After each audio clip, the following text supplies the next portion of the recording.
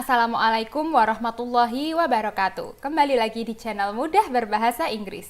Kali ini kita ada di pelajaran bahasa Inggris untuk kelas 11 dalam tema passive voice atau kalimat pasif. Nah, gimana sih menyusun kalimat pasif dalam bahasa Inggris yang baik dan benar sesuai dengan tenses dan grammarnya yang tepat? Itu yang akan kita fokuskan di pelajaran kali ini. Nah, karena ini adalah termasuk pelajaran bahasa Inggris untuk kelas 11, tema passive voice ini ada di bab explanation text. Kalau kalian penasaran tentang apa itu explanation text, nanti akan miss-link videonya di card kanan atas dan juga di description box. Jadi please juga tonton video tentang explanation text. So now without any further ado, let's get started to the passive voice theme. What is a sentence? Apa itu kalimat? Itu pertanyaan pertama yang harus dijawab dulu. Kenapa ini penting? Itu akan sangat berpengaruh nanti ketika kalian nyusun kalimat pasif. Jadi didefinisikan dulu, apa itu kalimat? Kalimat itu adalah sesuatu yang minimally contain one subject and one predicate and also conveys meaning. Jadi kalimat itu adalah sesuatu susunan kata yang punya minimal satu subjek, satu predikat, dan memiliki makna. Ini ya, definisi ini penting banget dipegang teguh gitu. Contoh kata kalimat yang pertama, I eat. Di sini saya punya subjek I. Terus ada kata eat sebagai predikatnya, dan ini punya makna, saya makan. Bisa dipahami kan kalimat ini? That's why we call this as a sentence. Jadi yang kalimat I eat as simple as cuma dua kata, I sama eat itu sudah bisa kita sebut kalimat, karena sudah memenuhi unsur-unsurnya. Contoh kedua, is going to eat. Lebih panjang nih kumpulan katanya, tapi apakah ini adalah suatu kalimat? Ternyata bukan. Ini adalah just a phrase, hanya suatu frase predikatnya aja. Akan makan, siapa yang akan makan, apa yang mau dimakan juga tidak jelas kan, tidak conveys meaning juga kan, tidak jelas gitu maksudnya. Jadi ini bukan kalimat namanya, tapi just a phrase. Terus kata he atau misalnya run gitu-gitu itu juga namanya word kan, tidak punya subjek atau tidak punyanya cuma subjek aja atau predikat aja gitu. Terus yang terakhir, nah ini yang agak tricky nih. The green idea is lying on bed. Nah, the green idea di sini kita jadikan sebagai subjek bisa kan? Is lying predikatnya. On bed di sini sebagai keterangan ya. Kita nggak punya objek di kalimat ini, tapi that's okay. Kan yang penting memenuhi unsur kan, tadi punya minimal satu subjek, satu predikat, betul? Sekarang kita artiin ide yang berwarna hijau itu sedang tiduran di tempat tidur. Maksudnya masuk akal nggak? Conveys meaning nggak kalimat kata-kata ini? Ternyata tidak kan, nggak masuk akal. Kalau ini tidak masuk akal, ini juga tidak bisa kita sebut sebagai kalimat, gitu ya. Ini contoh yang terakhir nih cuma buat tambahan aja ya, bahwa di dunia ini ada kumpulan kata yang punya subjek dan predikat tapi tidak conveys meaning gitu. Kalau kalian penasaran nih nanti namanya apa, gimana menganalisnya, silahkan kuliah bahasa Inggris tuh nanti ada. Tapi yang harus dipahami dan pegang teguh tadi ya, punya minimal satu subjek, satu predikat, dan juga it should convey meaning. Oke. Sekarang kita mulai masuk nih ke kalimat aktif dan ke kalimat pasif. Di bahasa Indonesia juga kita punya ya kalimat aktif dan kalimat pasif. Untuk kalimat aktif biasanya kata kerjanya diawali dengan me, imbuhan me, sedangkan untuk kalimat pasif biasanya kata kerjanya diawali dengan imbuhan di atau ber. Kita lihat contohnya, Ani membaca buku cerita. Ani melakukan sesuatu. Apa yang dia lakukan? Membaca. Melakukan sesuatunya aktif. Secara aktif Ani melakukan sesuatu. Makanya dengan imbuhan me, jadi ini kalimatnya adalah kalimat aktif. Sedangkan kalau kalimatnya jadi buku cerita dibaca oleh Ani, ini jadi kalimat pasif. Karena center point-nya adalah jadi buku cerita. Tapi buku cerita tidak bisa melakukan sesuatu kan, dia benda mati. Makanya dia dikenai sesuatu, yaitu dibaca. Yang membaca siapa? Ani. Jadi kalimat pasifnya jadi dibaca oleh Ani. Ini jadi kalimat pasif. Bisa dipahami ya sampai sini. Jadi kalau kalian mau mengartikan kalimat aktif itu dengan imbuhan me, sedangkan kalimat pasif dengan di atau ber, tapi lebih sering yang pakai di sih sebenarnya. Gitu. Terus satu lagi yang perlu diingat, there are sentences that cannot be made into passive. The sentences should be without object. Jadi kalimat-kalimat di dunia ini tidak semuanya bisa dibuat pasif. Ada kalimat yang tadi bisa kita definisikan sebagai suatu kalimat, tapi dia nggak punya objek, jadi tidak bisa dibuat menjadi pasif. Karena syaratnya kalimat pasif itu dia harus punya objek atau benda yang dikenai sesuatu. Contoh, tadi kata yang dicontoh tadi ada I eat, saya makan, itu kalimat kan, tapi dia tidak punya objek, itu tidak bisa dipasifkan. Contoh lain, she cries very hard, itu kalimat juga, she-nya sebagai subjek, cries-nya predikat, very hard di sini adalah adverb atau kata keterangan.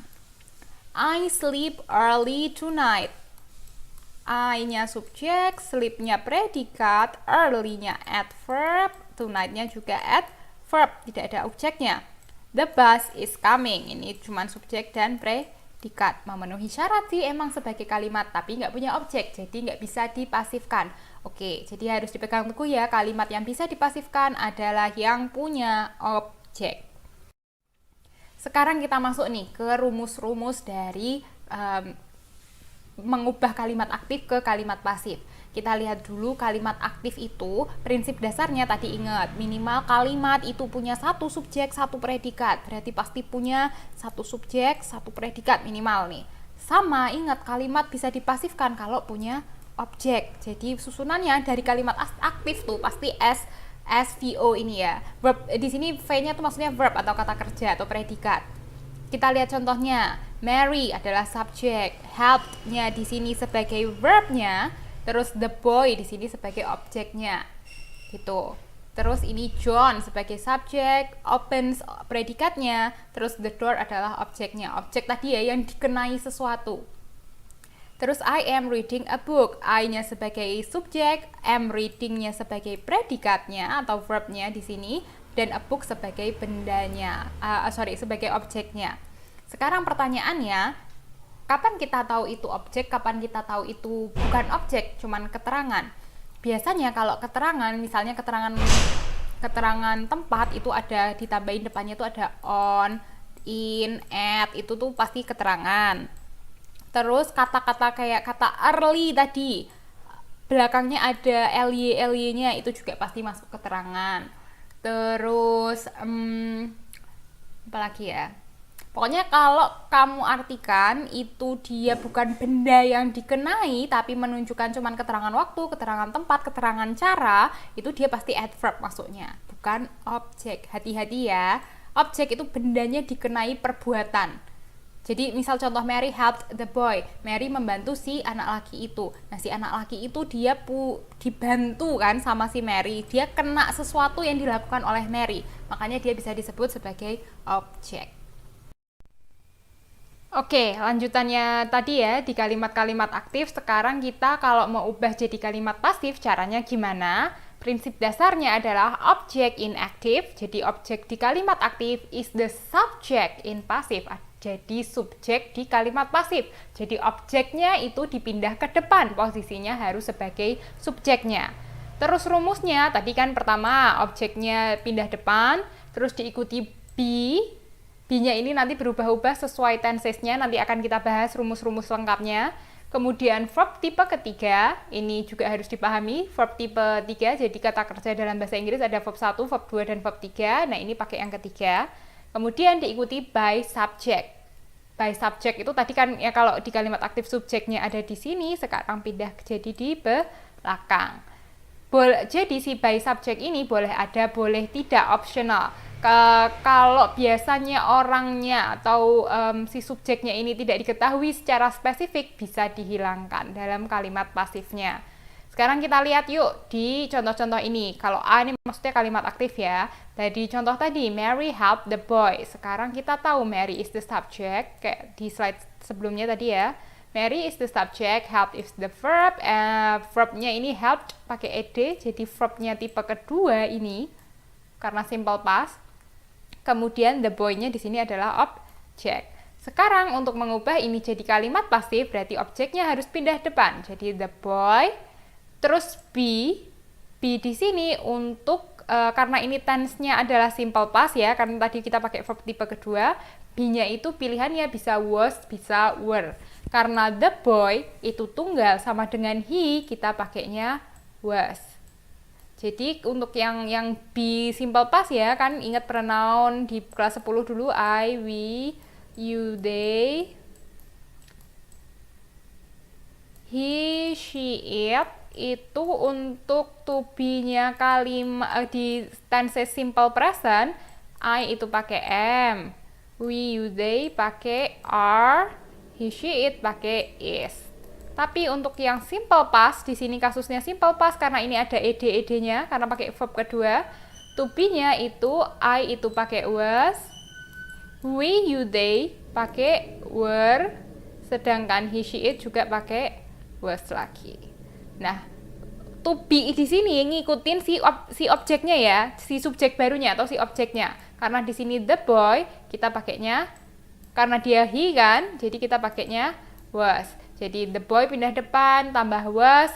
Help untuk verb 2 dan verb 3-nya sama, yaitu helped tulisannya gini pakai ed. By siapa? By Mary. Subjeknya sekarang pindah ke depan kayak gitu. Contoh kedua, John opens the door. Opens ada s-nya, berarti ini pasti simple present tense-nya. Sekarang sama prinsipnya. John tadi subjek, opens-nya verb tipe 1 plus s atau es karena ini John kan. Terus the door-nya adalah objek. Objeknya pindah ke depan nih, the door. Nah, the door sama dengan it. Tense-nya pakai apa? Pakai simple present tense. Jadi to be-nya pakai yang Jadi the door is opens. Ini bukan jadi opens lagi tapi open.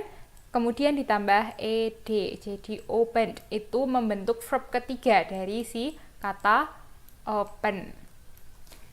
By siapa? By John. Jadi the door is opened by John. Kalimat pasifnya. Kemudian contoh ketiga, I'm reading a book. Nah, ini tense-nya adalah continuous. Present continuous karena pakai to be, kemudian diikuti verb ing. Ada ing-nya ya. Jadi ini pasti continuous. Ada yang present continuous, kalau present to be-nya pakai is mr, kalau nanti ini past continuous pakainya yang was atau were, sama aja. Nah, prinsipnya seperti apa? Sama kayak tadi. I itu subjek, am reading-nya predikat atau verb-nya, terus a book adalah objeknya. Sekarang objeknya pindah ke depan, berarti a book, to be-nya di sini am, sekarang subjek baru kita adalah a book. A book sama dengan it. Berarti to be-nya harus is, nggak boleh am lagi. Jadi a book is, kalau continuous itu kita harus nambahin kata being setelah to be. Is being.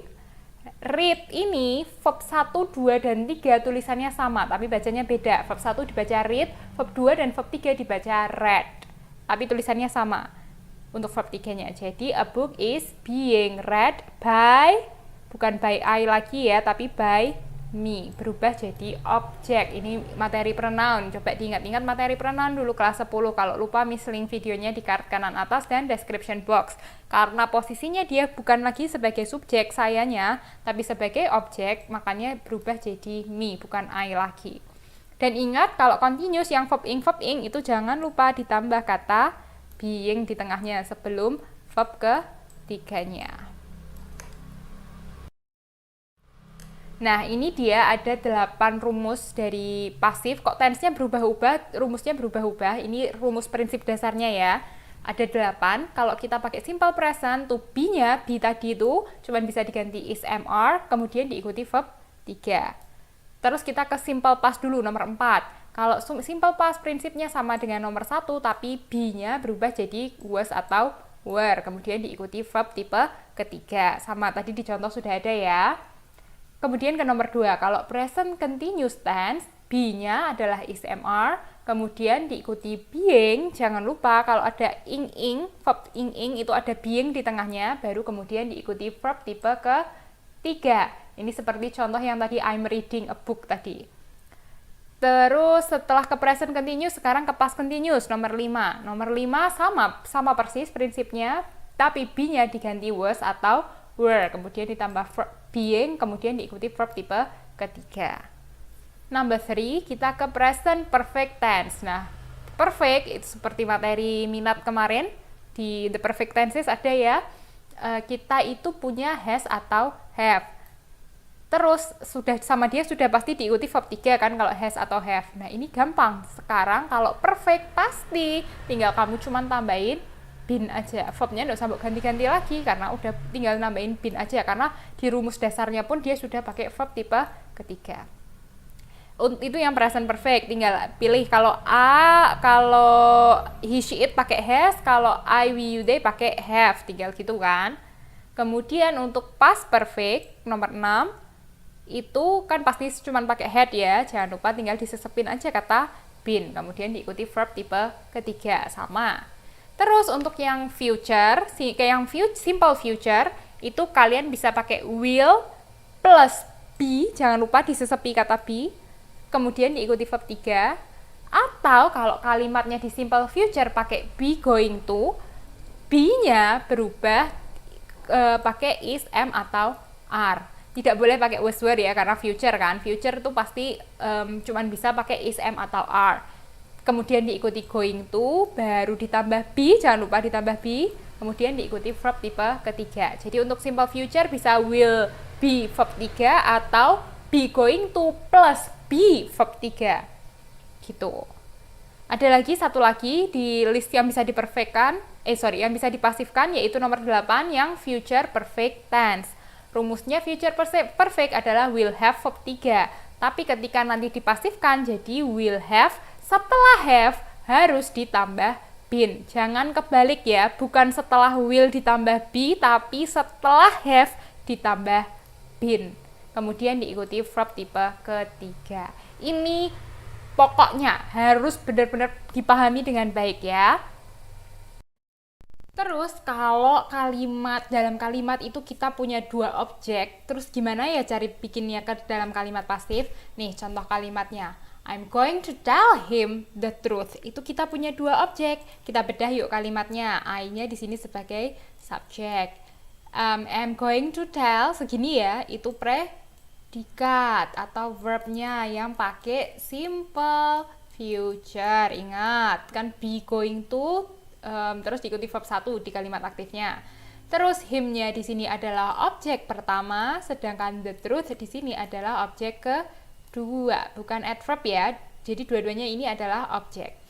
Caranya kalau mau bikin kalimat pasif dengan 2 objek adalah kalian boleh pilih salah satu, mau pakai yang ini atau mau pakai yang ini, itu betul semua. Prinsipnya ya sama kayak yang di rumus tadi. Kita lihat kalau pakai yang him dulu ya, kita jadikan subjek, berarti kita jadikan dia sebagai, kalau him itu adalah objek, berarti subjeknya adalah he. Ingat materi pronoun. He. To be-nya he adalah pakai be going to, tetap kan di sini pakai be going to. Kalau di sini am, karena ini he jadi pakai is. He is going to, jangan lupa masukkan be. He is going to be. Tell-nya ini verb 1 kan berubah jadi verb 3, yaitu jadi told. He is going to be told, sisanya the truth, baru by siapa? By me. Kalau the truth-nya sekarang yang mau kita jadikan subjek, caranya tinggal pindah depan aja, the truth. Sama, ini pakai is, karena the truth itu sama dengan it kan, makanya to be-nya is. The truth is going to be told, sama persis, going to be told to him, jangan lupa pakai to di sini. Kepada siapa? Mau diceritakan kepada siapa? Tambahin kata to him, kepadanya. By me, oleh saya. I-nya di sini berubah jadi objeknya pakai me, jangan lupa. Silahkan dipahami terlebih dulu ya kalau punya 2 objek. Sekarang ada loh kalimat-kalimat yang tidak punya objek. Ingat prinsipnya pasif tadi harus punya objek kan? Kalian harus teliti. Kapan sih ada kalimat yang tidak punya objek? Contoh nih, I cried in the kitchen. I-nya subjek, cried sebagai predikat.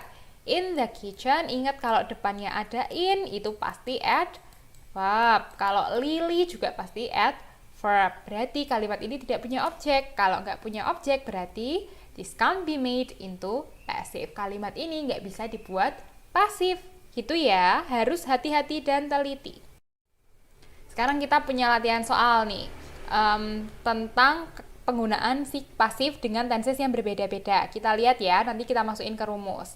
Dan ada beberapa tambahan nih, kayak soal nomor 9 sama 10, nanti kita bahas. Dia miripnya sama yang mana. Dari nomor 1 dulu deh, kalimat aktifnya adalah I write a letter, berarti ini pakai simple present. Kita bedah dulu, I adalah subject, predikatnya adalah write yang pakai simple present, dan a letternya adalah object. So, kita pindah dulu objeknya ke depan, jadi a letter. Nah, karena ini adalah simple present, berarti rumusnya pakai yang be plus verb 3. Be-nya apa? Be-nya untuk simple present berarti cuma bisa is, am, atau are. A letter sama dengan it, berarti be yang bisa dipakai adalah is. Is, write verb 3-nya apa? Is written by me. Boleh ditambah, boleh enggak. Number 2, I'm writing a letter. Sama, letternya pindah depan. I'm writing-nya berarti berubah jadi, karena sekarang subjek kita adalah a letter, berarti di sini jadi pakai is. Dan jangan lupa tambahkan being, karena ini adalah continuous. Jadi is being written. Number 3, I wrote a letter. Wrote ini adalah verb 2. Karena verb 2 berarti ini simple past tense-nya. Kalau simple past, kalau simple plus to be-nya sama persis rumusnya kayak nomor 1, tapi to be-nya tinggal pilih pakai was atau pakai were. A letter itu kan it, berarti kita pakainya was. Berarti tinggal was written. Gampang kan? Number 4, I was writing a letter. Sama kayak nomor 2, cuman ini past continuous. Berarti a letter, ini kalau di sini is being, berarti di sini jadi was being written. Number 5, I have written a letter. Have written berarti ini present perfect. Present perfect berarti pakainya has atau have plus been plus verb 3. Sekarang kalau di sini I pakai have a letter, di sini kan itu sama dengan it, berarti pakainya has. Jadi has jangan lupa ditambah been kemudian verb 3. Jadi has been written. I had written a letter. Kalau had sama deh, kalau had kan gampang ya untuk semua pronoun sama pakai had. Berarti ini tinggal a letter had been written by me. I will write a letter. Kalau ini simple future, will write. Simple future. Rumusnya tinggal objek pindah depan tambah be setelah will. Jadi I will be written a letter. A letter will be written by me. Nomor 8, pakai be going to. Pakai be going to sama kayak future. Jangan lupa setelah to nanti ditambah be. Terus to be-nya yang di depan ngikutin si subjek baru. Kalau di sini di kalimat aktifnya I pakainya am, kalau a letter pakainya is. Berarti a letter is going to, jangan lupa masukin be. A letter is going to be written by me. Number 9, nah ini nomor 9 sama nomor 10 itu kita pakai models. Nomor 9 itu sama seperti nomor 7 prinsipnya. Jadi will, must, have to, kalau kalian sering dengar ya, have to, may, can, itu semua namanya models. Jadi prinsipnya sama, tinggal ditambah be aja di tengah sini. Jadi a letter must be written. Nomor 10, nah nomor 10 ini future perfect ya, should have written a letter. Boleh di sini pakainya will, biasanya kita pakainya will, tapi should juga boleh. Nah di sini berarti rumusnya dimasukin been setelah have, berarti a letter pindah depan kan, jadi subjek yang baru, should have, masukin been, kemudian verb 3 yaitu written. Jadi nomor 10, a letter should have been written. Caranya kayak gitu. Well, that's all for the passive voice materials. If you have any questions, please let me know in the comment section down below. I'll be very happy to help you understand this material. So guys, thank you so much for watching and I'll see you soon. Wassalamualaikum warahmatullahi wabarakatuh.